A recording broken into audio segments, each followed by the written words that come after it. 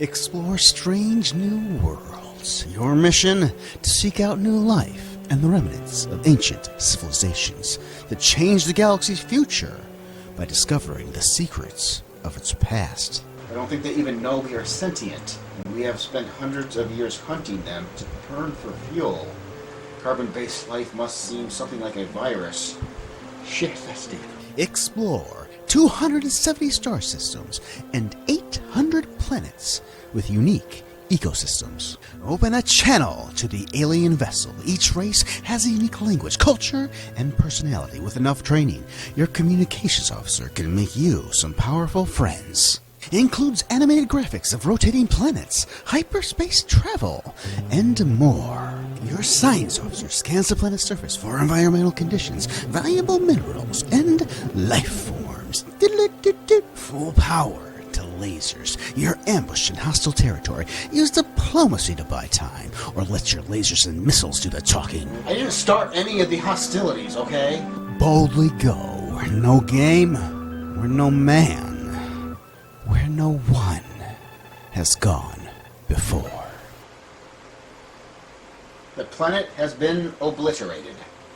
I don't think they would have let us do that in a Star Trek game, and that's why RPGs are so wonderful. We get to set our own course. A galaxy to explore. And you gotta figure it all out. Originally released in the fall of 1986 for IBM and compatible /MS-DOS. The personal gets released September based on coming soons and reviews. Today we are covering Starflight. It was developed by Greg Johnson, Alec Kirkso, Bob Gonzalez, T.C. Lee, and Rod McConnell of Binary Systems, and published by Electronic Arts. Ports took their sweet time to see the light of day, but considering their quality, I won't be complaining. First of those ports would be for the Commodore Amiga and the Macintosh, both color and black and white, in late 1989. My guess is December, followed by the Atari ST and the Commodore 64 early in 1990. And finally, for the Sega Genesis in the fall or winter of 1991. Today we'll be on the Commodore Amiga, ported by Micromagic, NTSC, not PAL. So I think we should start with the clearly obvious. Starflight is not hiding its Star Trek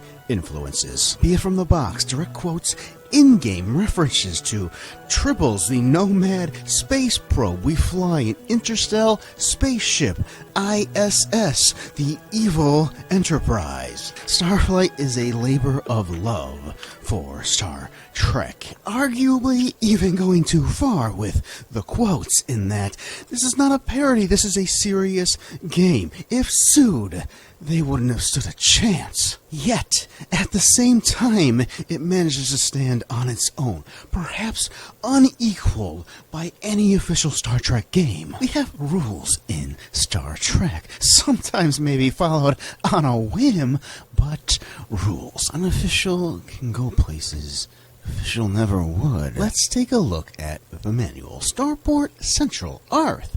Orbit Station, 10:30-4619. Dear Starship Commander, we are sorry you were unable to attend the Operation Starflight briefing last week. Those who attended can vouch for the enthusiasm and excitement that prevailed during the meeting. We at Interstellar feel this is the beginning of a new era, and that you and your colleagues will be instrumental in making this mission a success. Your initial allotment of 12,000 MUs is enough for you to buy 4 cargo pods and to gather and train a crew. Your ship comes equipped with 1 Class 1 engine and 20 cubic meters of Endurium. We suggest you train your crew with the funds you have remaining. You will then be in a good position to mine the minerals found on the planets in our own solar system. We realize that some of you may find this strictly commercial endeavor to be somewhat degrading, but we have found that it is necessary in order to complete your primary mission. Of course, you are free to follow whatever strategy you see fit. Just be aware that Interstellar cannot afford to give you a second chance should you fail in your first attempt. The following following is a transcript of a briefing before a group of Starship Commander trainees.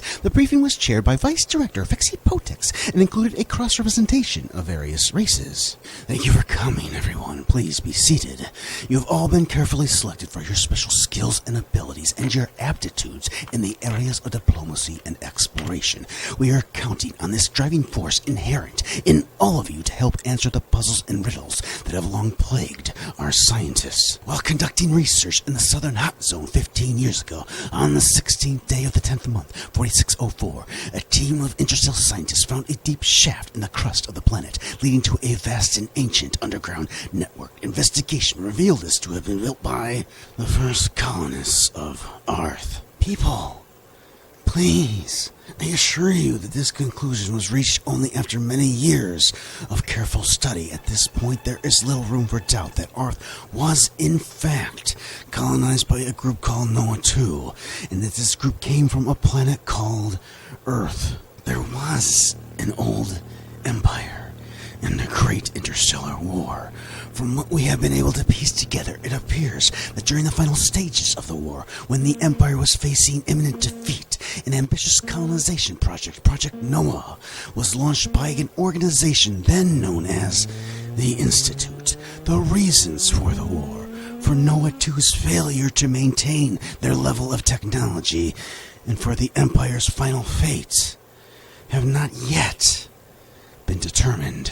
So, in terms of the genre, Starflight would be most accurately described as a science fiction RPG. Yet, I would make perhaps a bold claim by saying that this is both a terrible RPG while simultaneously being one of the best games of all time. How do I get there? Well, it takes certain attributes to qualify a game to be of a given genre, while Starflight technically checks the marks for RPG. Specifically, it's in the combat and the character development. Yes, we create a party made up of the people that we want to be. We're not forced to play this game as King Graham, but we could, or we can be ourselves, or a different version of ourselves, the people we don't like, the people we love, such as Songstress, Stygian Phoenix, Intric 8 of Amiga Love, Esper Dreams, and Pack Billy. Check the description for links to my gallant crew who I wish we would get to roleplay more as. Other than an occasional captain, they are absent from the story. And while plenty of RPGs have silent protagonists, they make up for that with their gradual ascension from weak characters into strong. Here we grind, not through combat, but through the mining of planets. Within 1 or 2 hours, you should have enough money to train your crew from absolutely useless to their maximum potential. There's no cap on their training, no XP they must fulfill. And while there's numerous increments from weak into strong, they're almost as incompetent, one step below fully trained as they were as brand new characters. And yet, I still feel that I am the captain of the Enterprise, that Songstress is my Spock, that Stygian is my Sulu, Packbilly with his humor, the great Dr. McCoy. And I must forgive Starflight any of its faults, because while I was playing, I got to be my own version of Captain Kirk. Now, in terms of the magazines, it's going to be a double rarity on this channel by starting off with both a British and DOS perspective, because these were the guys who best boiled down the impact of this game. Popular Computing, April 1987. Every once in a while, a game comes along for a certain computer that fills right-thinking members of society with a desire for that machine. Elite on the BBC was one, Gunship on the 64 another, Flight Simulator 2 on the ST yet more. The IBM PC hardly figures on anybody's list as a highly desirable games machine, but now the unthinkable has happened. The PC game has arrived. The product in question is Starflight from Electronic Arts. Unless you're terminally brain dead, it is one of the most engrossing and impressive games on any computer. not startlingly original, but it's far from the most hackneyed idea. What makes Starflight exceptional is the care and attention that has gone into making this a vast epic. The galaxy contains hundreds of stars, each with an average of 4 planets, and each planet is uniquely generated by the computer as to size, atmosphere, global weather, mineral content, and biology.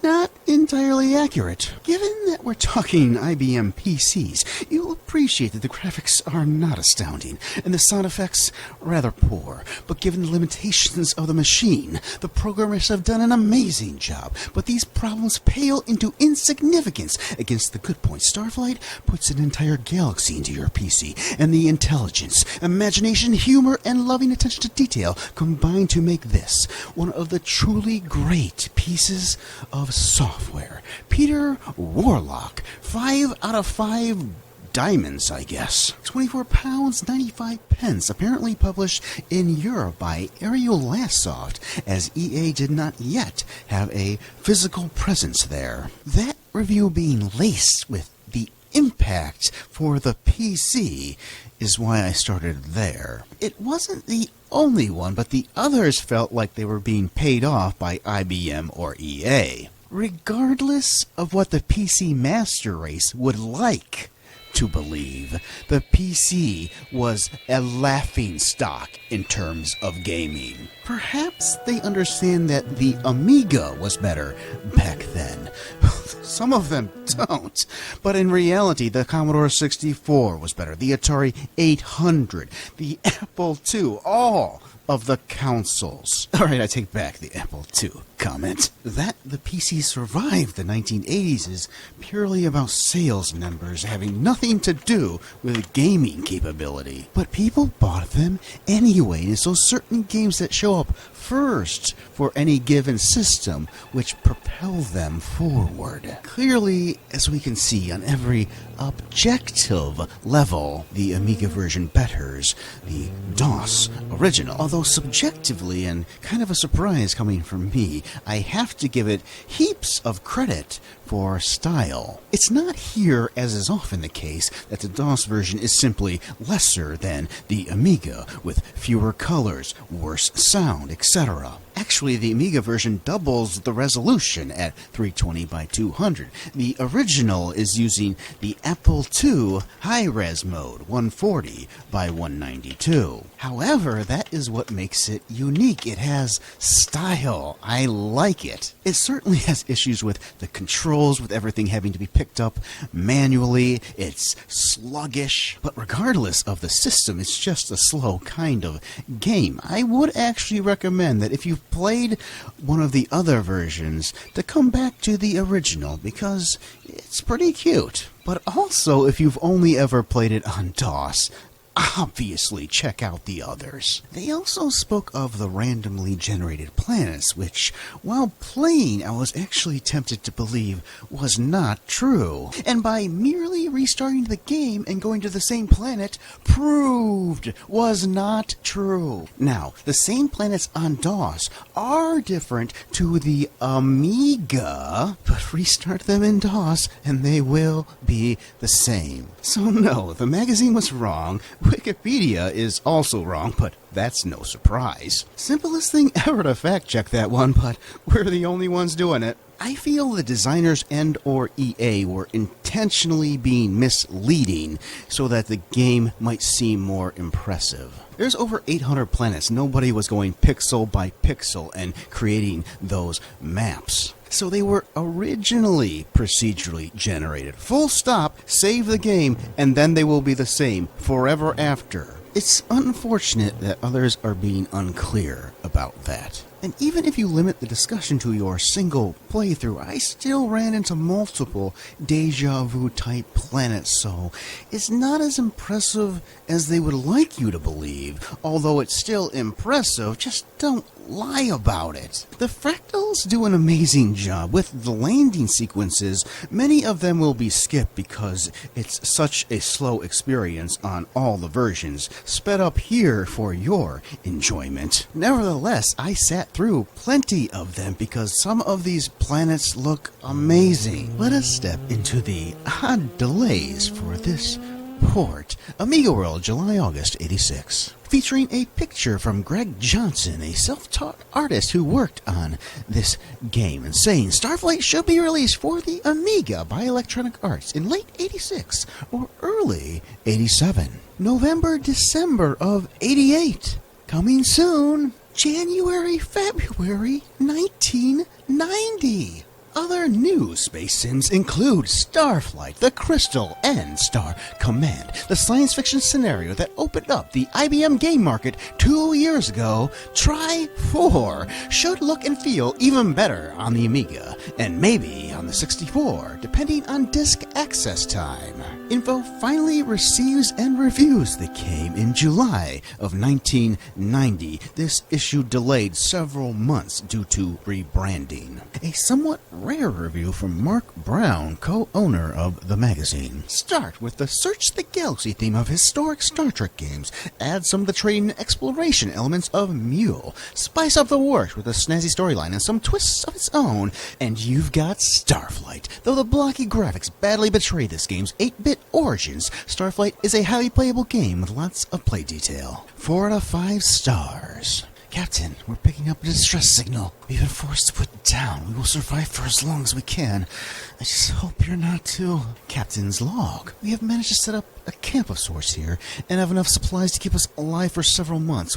We were on our way to establish the Noah 9 colony world of Heaven when the ship blew. The Mekons are currently in preparation phase code Blue.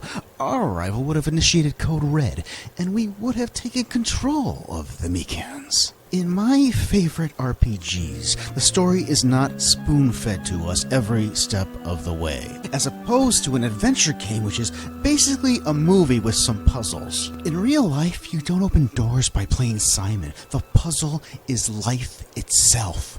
In Starflight, the puzzle is the story, pieced together in increments by discovering clues, communication with alien races. You'll have to use your intuition, collect data, plan out trips, and even get lucky. This is a non-linear, open-world game with clues spread out over an entire galaxy. Upon ending any given play session, I would gather my notes and consult the beautiful Feely map which came with the game. I even took that thing to show and tell in 3rd grade. That's how awesome I thought that map was. I made a copy so that I could write on the map itself, and then I had a separate paper I used as a key for that map. And then I'd make a decision that tomorrow I'm going to go off in this particular direction to investigate this clue, which also happens to be in the area of another clue. And along the way, I'm going to check out whatever is in between. And because the game is non-linear, you can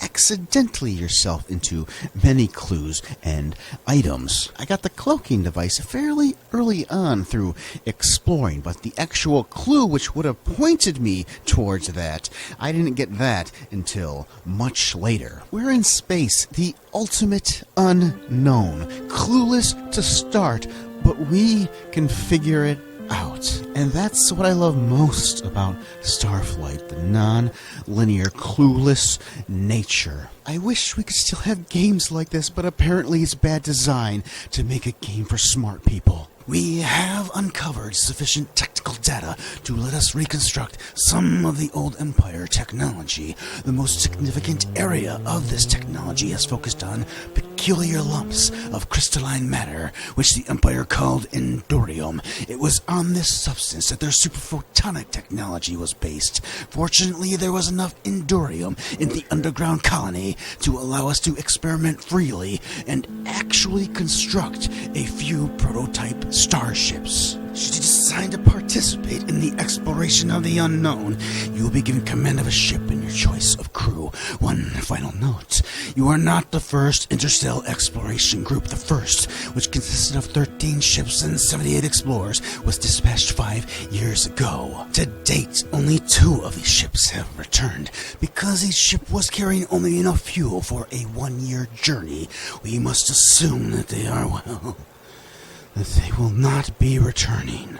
Nevertheless, in the past 5 years, we have made significant advances in starship technology, and you are a much more capable group than the first. We are confident that you will have no major difficulties in successfully completing your missions. Is it your desire that we maintain Code Blue? Do you verify Code Red? Captain, they've lowered the shields. This was the moment that made me fall in love with this game again as an adult. Earlier we had run into an old colony ship which was broadcasting a distress signal. Their captain's log mentioned code reds and code blues, that they were heading towards heaven. I don't know about you, but if somebody asks me if I'm prepared for heaven, I'm gonna be ready to send them to hell. But we were taking notes earlier, and I knew the answers. Just made me fall in love again as an adult. But as a kid, I actually got through that as well through trial and error. When you get an answer wrong, they break contact with you, so you can just take note of those wrong answers to guess the correct ones. How about combat in this game? You see me just pressing fire? That's the combat, and it might be the single worst fighting system I have ever encountered in an RPG. There could be strategic potential if it was turn-based, not real-time. All the ships look the same. You can move and scan the enemies, but there is no point. We can't even target individual ships. Along with the character development, it's what makes me say this is actually a poor RPG. It's not that character development is non-existent, as you will have to consult the manual in order to construct your crew, but it's also destined to be the exact same as mine. Aggressive and tenacious human scientist, highly flexible mentally, adept at theoretical modeling and in applications of logic and inference. Although there is a degree of sexual dimorphism, the differences are insignificant. Beautifully progressive. Only a fully trained human scientist is going to get you the information you need to decide if you can colonize a given planet. Veloxy Navigator, others can spot wormholes, but they'll also get you lost. You want a Veloxy if you don't want to be dead in space or wandering aimlessly on a planet during an electrical storm. With communications, you'll have to pick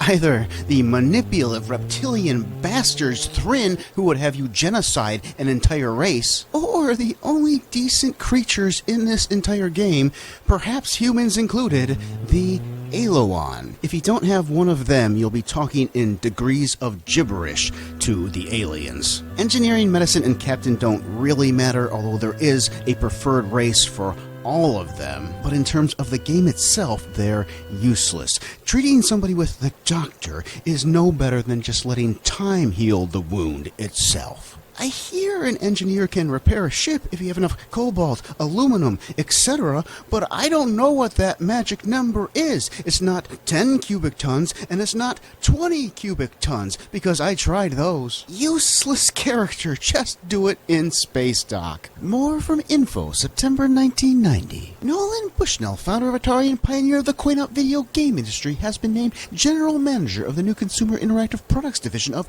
Commodore International Ltd. Bushnell's team will provide overall direction concerning these products, such as Commodore's new multimedia CD-TV. So it's your fault. The general reaction at CES was that if Commodore somehow manages to avoid its customary practice of shooting itself in its collective foot, CD-TV has the potential to become as widespread as the C64. In no universe where Commodore knew what the hell it was doing would multimedia have been a success. Certainly not over gaming, which is what they were betting wrongly on. Recently converted from MS-DOS, Starflight is a 6-character space quest in which you must discover the source of mysterious magnetic fluxes that threaten your home planet, Arth. It also poses a time limit on the solution. The Amiga version features a colorful on-screen star map. C64 gamers, however, must consult a paper map frequently. A bothersome hindrance. No, it's not. I never finished the MS-DOS game because its slow landing sequences couldn't be turned off, so I did appreciate the option of bypassing it on the Amiga. The Amiga lets you save up to 5 games to 64. Only one. There are plenty of visual spectacles, but little real animation. Sound effects are sparse, and oddly enough, were better on the 64 than the Amiga. More does not necessarily equate to better. The 64 version was chopped down a lot. No picture of your characters during creation, for example. The 64 cuts out nothing which matters and actually adds features. Suffers from slow disk access. That part is true. Having seen Starflight on 4 systems now, I can objectively call the Amiga version the best and recommend it for anyone with a taste for space. From the great Shay Adams, who does seem to have been spoiled a bit by the 16-bit machines. Starflight is a crowning achievement for the Commodore 64, despite what Shay Adams and even the so-called Starflight fan site has to say. Let's make a website we love the game so much, but not actually play the other versions. The 64 is actually a cross of them all, with some added unique stylings. When you're traveling in space, it has the Apple II DOS look. The alien portraits resemble the Amiga, and when you're on planets, the mechanics are actually closer to the Genesis version. And while it might take away features that do not objectively matter, such as the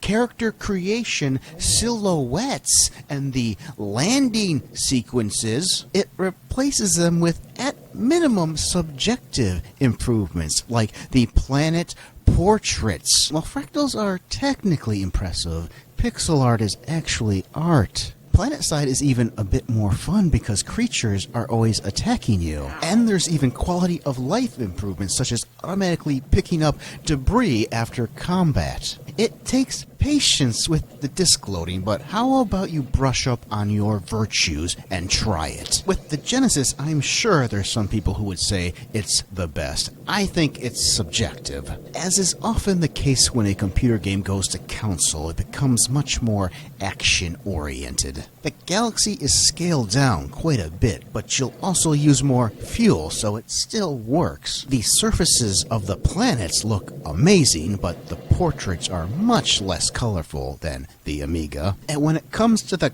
combat, I somehow hate it even more on the Genesis. But all things considered, they're all worth playing for a fan. The Amiga is tops for me, action-oriented people, probably the Genesis, but I played the DOS, Genesis, and 64 versions to around the midway point, and of those, I played the 64 the most. Now, of course, no trip to space would be complete without testing your mathematical knowledge. 13, 86, 32, wrong answer. Inadvertently, I figured this one out later by saying yes to 48, and then it hit me. The Veloxy mentioned that they have a sacred number. Their satellites will just spit out digits until you say yes to one, which is divisible by their sacred number, 6. You can also brute force your way past the satellites, but it was another one of those moments for me in loving this game when I figured that one out. Shay Adams had briefly mentioned a time limit, which is about a year, give or take, in-game, which certainly had me concerned and was confounded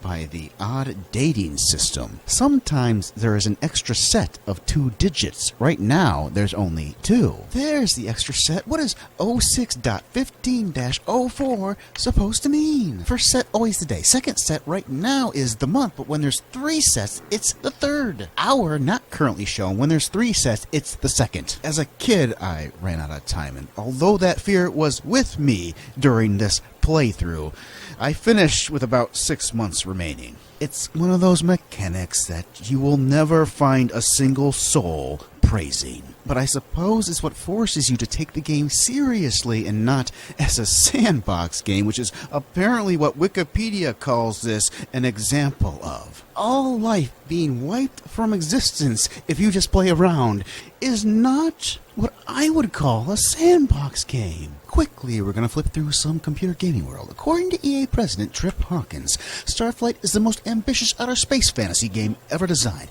It took 15 man-years of energy. Was there ever a more bullshit computer term than man-years? Unquantifiable and sexist marketing phrase to make it seem like you did more work than you did. The review, if you want to call it that, from March of '87. Both Atari and Commodore or have blinked in the battle for market share with Big Blue by introducing MS-DOS machines. Frustrated writer Mark Bozeman pens this half fantasy novel and half walkthrough, which is masquerading as a review. The single sentence in 5 pages which embarks on a point. In short, Starflight has to be the best science fiction game available on computer. 4 years after the original, coinciding perfectly with the Amiga's release, Starflight re-enters the sales charts at number 25, outselling Starflight 2 at number 4. Nearly 8 months after its Amiga release, still outselling Starflight 2 at number 14. At this point, the 64 and Mac would be included as well, perhaps renewed interest for the DOS original. But my point is that you would be stupid for dismissing the Amiga's part in this equation, and eventually would go on to be certified platinum according to Video Games and Computer Entertainment. 250,000 copies sold prior to the Genesis version. As we come across the ruins of mankind's pretentiousness, Earth herself, let us get more into the story. So much is spoken in-game about an old empire, which is us, prior to being whipped to a quiet corner of the galaxy. So 76 years from this moment in time, 2100, mankind discovers Endorium, which, when used as fuel 50 years later, achieves faster than light speed. Or to take it directly from the awful religious writings of Arth, in the beginning there was darkness, or was there light? No, there was darkness. Anyway, then man came on the scene, and verily did he create a great spacefaring empire, and unto him... You know, I'm almost positive there was darkness in the beginning. Well, so anyway, man spreadeth wide and extended himself amongst the heavenly bodies of the universe, and it was good. And thereby and thusly did he findeth the other races, and unto his empire did he take them, and yea, did he accept as them, almost as equals. Look, people are panicking. The solar flares are intensifying. The best estimates give us 3 days at the outside. Surface temperature is at 150 degrees Celsius. Only being this far underground has kept us alive this long. Earth falls 3,480, having little to do with the 200 years long war that's been going on with the ULEC and others, which we learn via one hell of a twist at the end. Prior to this, we launch colony ships. One lands on Earth, and then society collapses, reverting to a pre-industrial state 1,000 years pass.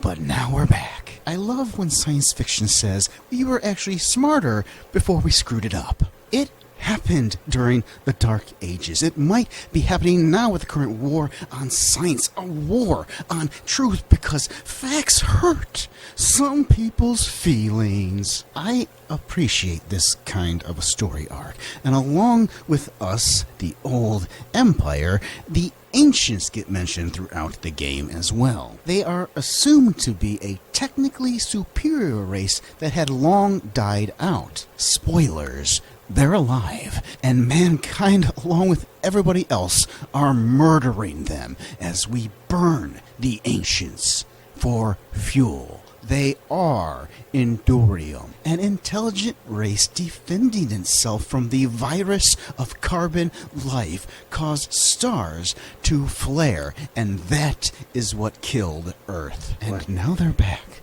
to finish the job. Moral ambiguity at its most masterful. It's them or us, and yeah, we might win, but at what cost? Assembling that story is the best part of Starflight, and it's what makes it one of the best games of all time. More specifically, at least from Computer Gaming World's perspective, the 55th best game of all time. Not only was this the first game to use fractal graphics to define planetary surfaces, it was a rich science fiction role-playing game as well. I'm going to go ahead and call that their worst description for any of these games because both their points are wrong. Rescue on Fractalus was the first game to use fractal graphics to define planetary surfaces, and the role-playing on display leaves much to be desired. For me, it's the narrative puzzle which stations Starflight as well deserving of this list, as well as some others. The following games are nominees for CCW's Game of the Year Awards to be presented at DragonCon 87. Adventure Game of the Year: Bard's Tale 2, Leather Goddesses of Phobos, Might and Magic, Starflight, and Trinity. And the winner of CCW's Adventure Game of the Year is Electronic Arts for Starflight. Whereas most other space sims do one thing well, i.e. offer a combat motif, arcade sequence, or flight simulator, Starflight gives a holistic experience and a great storyline to boot. The Computer Gaming World Hall of Fame welcomes Gettysburg, Gunship, Might and Magic, and Starflight into the ranks of games which have proven themselves over the course of time to be top-rated games. Not only were the aliens themselves interesting, but you were also challenged to adopt a negotiating posture with them. This was one of the most innovative facets of the system. Starflight's scope, quality of writing, and understanding of ethical dilemmas made it one of the watershed products in role-playing history. And finally, a more complete list for the Hall of Fame. Depth, great characters, and a good sci-fi storyline set early RPG standards. A couple quick topics. I love the aesthetic of the aliens, that they're not humanoids, unlike Star Trek. I mean, really, they're just creatures of Earth that are higher on the evolutionary ladder. But I like them. Figuring out their lies from truth was fun, although dealing with them is rather simple. They're all arrogant pricks who will fire the first shots at some point. So you grovel when you're weak and you threaten when you're strong. Communication is really the heart of Starflight. The economy is another big factor in RPGs. As mentioned previously, training comes too easy, but you will have to upgrade your ship, which should take you into the mid-game. You do that mostly through mining, which is busy work, which I found chill and enjoyable through the midway point, and then after that, you're mostly following clues anyway. There's a couple items to buy, but most of them will be spread throughout the galaxy. The economy is nothing special, but I'll give it a pass. Amazing Computing, May of 1990. The graphics in the game are simply okay. They are a little better than a straight IBM EGA port, but not much. Doubles the resolution, beautiful color, go fuck yourself. Cute sound effects are included for each alien encounter, and the sound effects during combat and exploration are appropriate for the task at hand. Control is rather clumsy. Because of the slow response, it is very easy to get a long line of actions queued up and have your ship keep moving. Using the mouse can avoid some of the queuing problems. It avoids all of the queuing problems, which is why I'm using it. But yes, there is no excuse for this game having a keyboard buffer. Starflight is another space game that has missed its potential. While it is much better than games such as Star Command, a wonderful game from what I remember, the slow interface still gets in the way and makes play frustrating. I am still tempted to go back and try some more. But is it really worth the effort? Count this one as a maybe. Rewritten slightly because Bradley Andrews forgot how to word. You'd know how I felt about him if you saw my review for Persian Gulf Inferno. To put my final marks on the sound effects and graphics, 1,000,000 times better than the PC. And while it certainly could have been better, you're always limited by the original engine. Change it too much and you open yourself up to questions of, have you gone too far? Exhibit A, the Genesis. But as you can see, the ST and Mac are carbon copies graphically of the Amiga. So we're talking only 16 colors. Thanks, Micromagic, for making this compatible with the ST, which was all but dead in 1990. Sound effects are PC speaker variety. Music is just okay, but still best overall on the Amiga, I would say. In terms of the visual interface, I wish there was more text on the screen. It's undoubtedly a holdover from 40-column, 20-line DOS. The Amiga could have separated the bottom area and used a higher resolution, essentially 80 columns. But even here,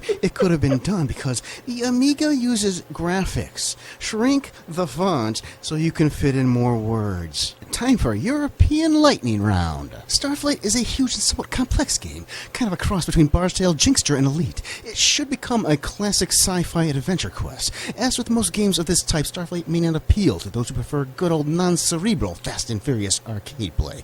It requires patience, planning, puzzling, and, shock horror, thorough reading of the manual. Captain's Log Supplemental.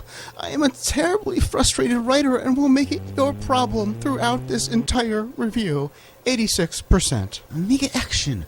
Once you get over the 8-bit presentation, it's got that addictive quality that all strategy games do possess. This game missed the boat. It promised so much and delivered so little. Here we have a space exploration game fighting aliens, etc.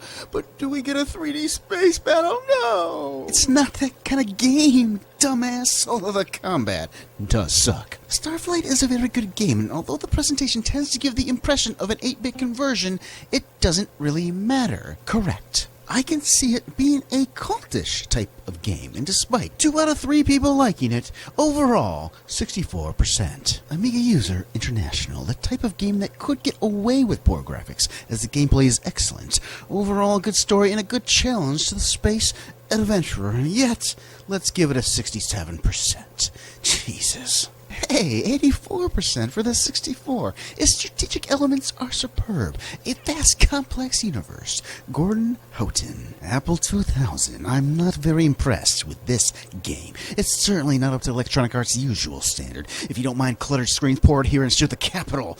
User interface guidelines. Apple people. And a fairly sluggish turn of speed, then you might enjoy the game. For most people, I suggest keeping your money for something else. Peter Kemp. Well, I've seen enough from Europe. Back to America with Compute's Amiga Resource and a man who sure does get around, Shay Adams. It's too bad Binary Systems didn't design Starflight on the Amiga to begin with, because it was the game that established the market for MS-DOS entertainment software, so it could have conceivably done a lot for Amiga sales in 1987. True, but it's not like EA was dictating, you must design for blank system. They took what they could get from the designers who made the game for the system they possessed. If you're planning just one trip to space this summer, keep these highlights in mind when setting your sights on the stars. Starflight is thought-provoking, and that it most certainly is. As a kid, I loved this game for its Star Trek feel. But as an adult, coming back, it's that story which is sprinkled throughout, which makes me love it even more now. Be it Starflight, relationships, life itself. We don't know where it's headed, but we're here for the ride. Really, it was an incredible destination, but I'm here for the journey. And if you're coming for the same reasons, you're gonna love it. As an RPG, I'd say it kind of missed the boat. But if I could reclassify the genres, I'd take adventure games the way we know them now and call them interactive movies. And for games like Starflight and Pirates, those are the real adventures. Fully recommended. For those with a brain, Starflight is one of the best games of all time. If you liked this review, it takes just as much effort to do a video like Ghostbusters. I make 3 videos a year. Please watch them. Written reviews at shot97retro.blogspot.com. My only social media is Discord. Come and join the 5 people who care. Besides Ghostbusters, you might also enjoy my looks at Pirates, Wing Commander 2, or Ultima. Thanks to my crew who had no say, but I love the company. You may perhaps see me later if I am so inspired. Goodbye.